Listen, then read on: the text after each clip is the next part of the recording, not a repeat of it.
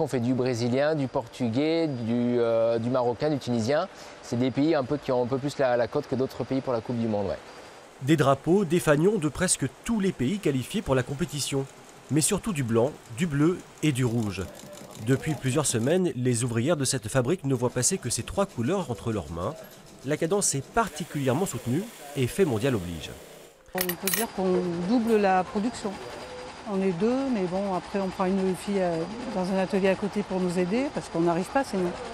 Un effet observé à chaque compétition européenne ou mondiale. Une aubaine pour ce fabricant, 15% de son chiffre d'affaires provient des oriflammes ou kits de supporters tricolores. Cette année, plus que les autres encore. Ça fait un mois où on sent que nos revendeurs nous commandent énormément de drapeaux donc des pays qui participent à la Coupe du Monde.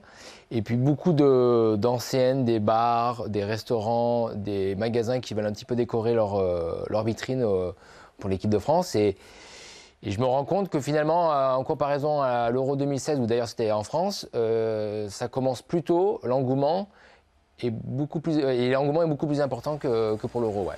Et le fabricant aura les yeux rivés sur les résultats des Bleus. Plus la France avancera, plus les drapeaux se vendront.